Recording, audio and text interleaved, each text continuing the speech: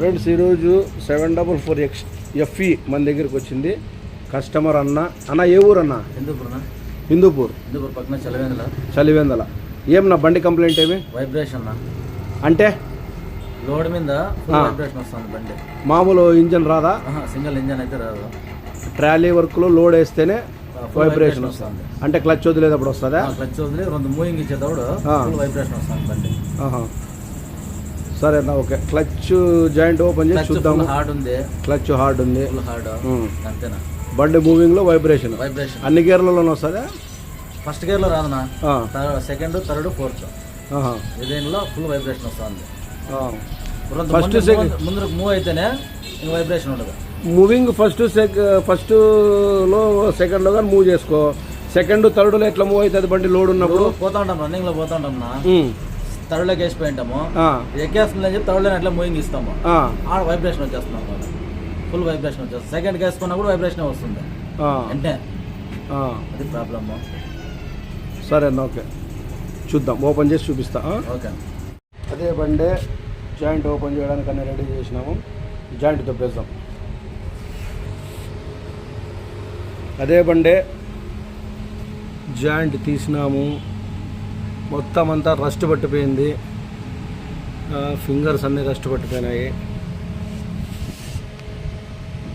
ఇక్కడ ఇది రస్ట్ పట్టిపోయింది. ఇదంతా క్లీన్ చేయాలన్నా.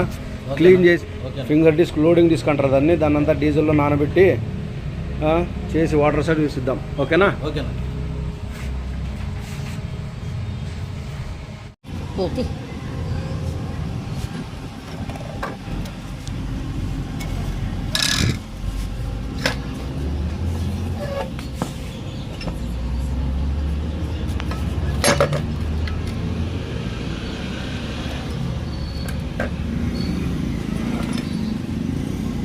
అదేనా రస్ట్ పట్టింది, దాన్ని క్లీన్ చేసి చేద్దాం.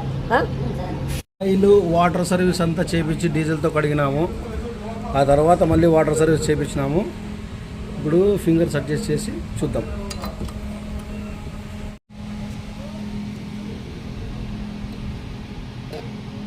ఫింగర్స్ అడ్జస్ట్ చేసి క్లచ్ జాయింట్ చేద్దాం.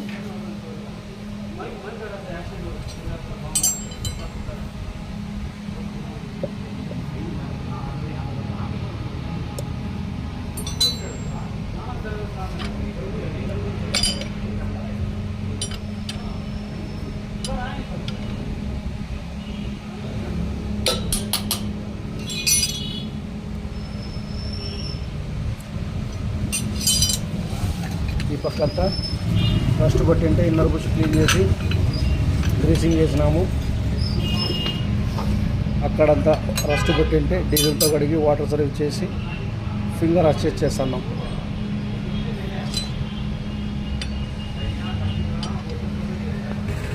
ఆయన కస్టమరు పట్టుకొని ఆయన కస్టమరు గట్టి పెట్టి చెక్ చేసుకుంటున్నాడు.